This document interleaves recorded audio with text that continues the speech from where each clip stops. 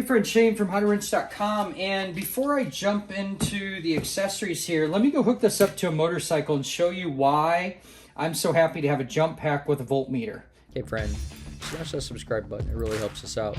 Also, we have hundreds of videos and playlists. I'm going to show you my new jump pack that I got that I expect to carry in my motorcycle, and it's also big enough though to start an 8-liter gas engine and a 6-liter diesel according to the specifications. But I want something, like I said, a little bit smaller, more compact. I'm going to show you the cool storage case it comes in. I'm going to be able to put some other accessories in. I'll show you that in a second. But I want to talk about why I chose this jump start, and that is very specifically because it has a voltmeter gauge on that. So especially if you're on the road and you're trying to diagnose something, the ability to know like where your battery's at is it's just a great feature. This is very traditional to a lot of the jump packs today.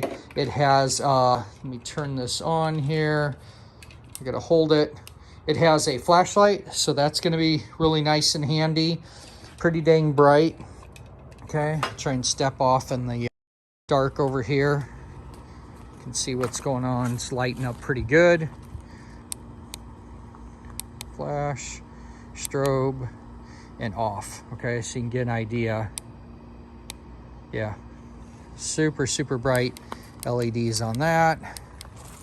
Okay, but what else? The other thing is it has USB-C and standard USB, and what's interesting is the USB-C is in or out, so it'll go bi-directional there, and then this is just out, and it's, I think, the 3.1 amp. I'll look it up on the specs there, but that's exciting as well. And then the cables obviously detach. I just have them plugged in right now. And then another feature it has is the boost mode. So if you take and hold this for 5 seconds, it'll put it in a booster mode, but you don't have to. You can just simply turn it on. Let's try and set this up here. I'll see if I can do it one-handed. So the simulation I wanted to duplicate here was that you accidentally left the key on. So let's see if I can get this to shut off. Okay, so you're gonna grab your pack. It says to plug your cables in, okay, per the directions. So let's do that. And I want to, like I said, show you what the big advantage here is. Okay, if I've drained my battery down from leaving this light on, I come on here and I'm like, dang, so I've walked away a few hours. Yes, I intentionally left the key on, so let's go ahead and just turn that off, pretend I didn't, okay? It says hook it up, then it says turn it on. You're gonna see a countdown here, and there's a couple different things. It's gonna give you some error codes, it's gonna check the polarity, and then it's gonna tell you that you're ready to jump. But this is what I love. Look, it tells me my battery is at 11.6. Why is that so great? Well, why that's so great is that's a really good reason I need a jump pack then. If my battery read 12.6 or 12.8 right now, I'd be like going, hey, why isn't my bike starting? In our example, we left the key on. But what if you didn't have that? What if you simply just don't know why your motorcycle's starting? To be able to see what the battery voltage is without having to grab a multimeter. You're stranded on the road. You don't know what you got going on. That's a big advantage to have one of these jump packs with that battery indicator on there. So let me go ahead and start this. I'm going to show you actually a couple more benefits of having a voltmeter gauge. Let's go ahead and try and start this motorcycle, see what happens.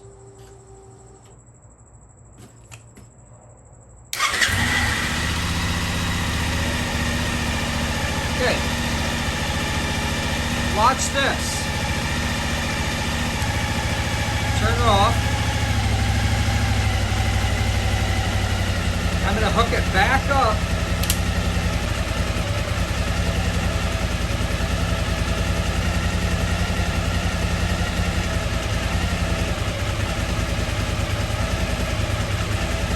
That, my friends, is why it's so great to have the gauge. Because what's happening now is it's telling me my alternator's working. So I just use that tool as a voltage meter to see if the battery is actually getting a charge from the charging system, because that meter is reading what's at the battery right now. It's not reading the battery in the tool. Let me explain that a little better. All right, this is pretty stinking cool here, and thinking about how you can use this tool even a little bit outside of what it was designed for. It's designed for jump starting a vehicle, and it's designed for charging accessories. Like we could charge flashlights, phones, and anything out of that battery bank. But here's what I'm saying so cool about that multimeter. If you know what battery numbers mean, that's going to be a big advantage to you. So right now it's just memorizing what that battery was being charged to, okay? And actually, that number may seem low to some of you. We're at 13.2 here. That may seem low, and you're thinking, well, geez, don't you charge at like 14, 14 and a half, 15? Yes, you do. But you got to remember, we're starting with a battery that was already 11. So the charging system is only capable of putting usually a couple volts above whatever it was at. As that battery charges, okay, so it goes from 11, actually gets up into that 12.6, 12.8, then it'll get into that 14, 14.5, somewhere in that range. But what this is telling me right now, knowing what those numbers mean, it tells me my charging system's working. Let me disconnect the cable and rehook it up and see what that surface voltage is real quick from just that little 1 minute of running.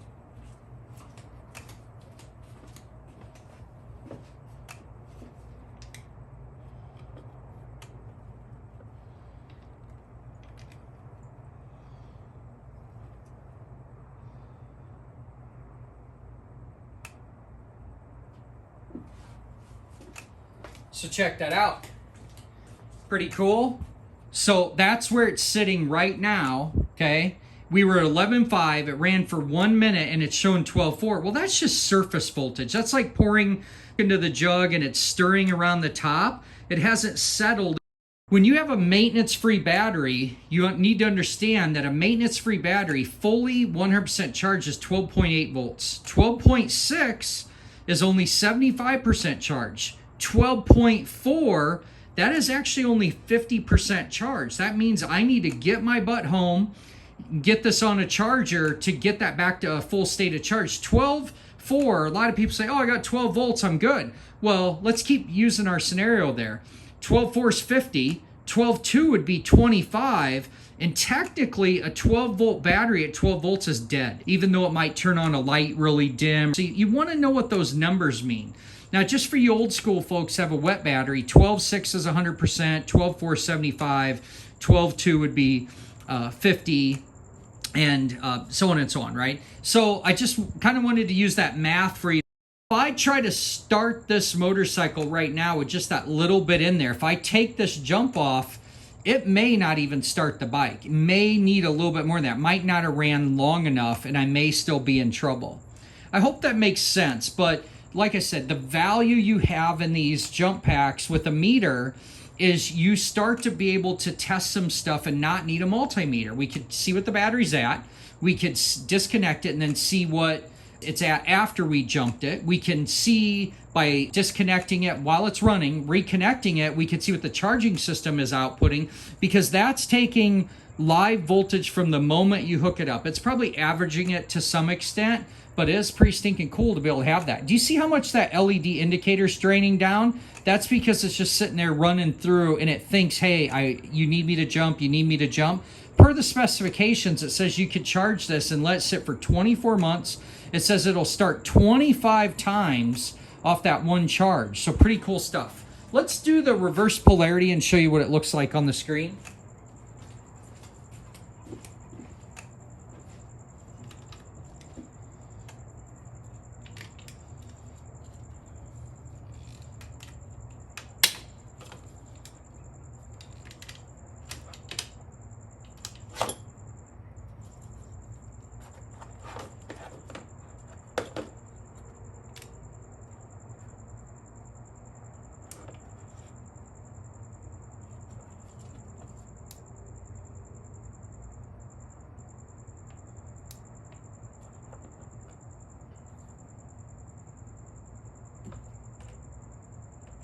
Reverse polarity.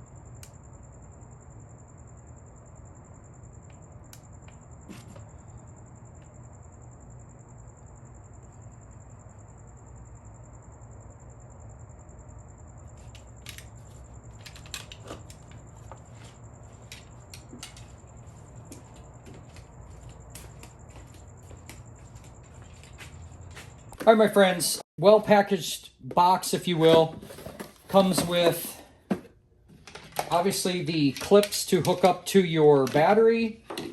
I've talked about some of the functions on this, but I'll just go over them a little bit more. You saw the headlights. You saw the outlet for the cables. You can't mess it up. It only fits in one way. If you try to put it in the wrong way, it won't fit. Just in our case here, the positive was on top, if you get the same model. And then on the USBs we talked about, USB-C and A, both of these actually will be outputs, which I think is pretty cool. A lot of times we have the USB-C in anymore, and then only the A out, but this is either or. So this is only to charge, but it will charge other devices if you have a C device. So I thought that was really cool. And these are, I believe, let me look here. I believe it's the 3.1 amp.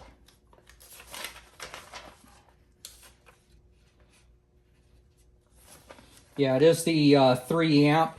And I believe on Amazon it actually says 3.1, and that's either or. So that's going to be a fast charging device on that. It does come with a charge cable, an instruction manual, and a customer experience card is what they call it. So, but as far as the manual, let's talk about that. Is it worth a dang? It's actually pretty nice. I noticed here that it's very well wrote. Tells you what everything is. Your LED state of charge, 80 to 100 on the top one, 60 to 80. 40 to 60, 20 to 40, and 0 to 20 in these reds. If it's flashing, flashing at 0%, only one red LED flashing and no voltage display, you're done. It's not going to do you any good, okay? So the other thing that I noticed on here as far as the operations of this, like I said, if you just want to take advantage of a jump, maybe you have a battery that just needs a little bit of a kick to it to get you going, you're going to hook up these to the battery, then turn it on, and then attempt to start the vehicle. That's it. But if you really need that extra, you can hold the mode button here for 5 seconds, and that'll put it in boost mode to give you all the extra. Now, one thing you may decide to do is you could purchase just this, okay, and store it how you wish, or they make a pretty heavy-duty case. So this is the option we went with because it's going to allow us to store the accessories in here. We're going to store the manuals. We don't need the customer experience, but just in case we have a friend using this or let somebody borrow the car and they wouldn't know how to use it, the manual will be in there for them. But one thing I like about this case is there was actually some room in here.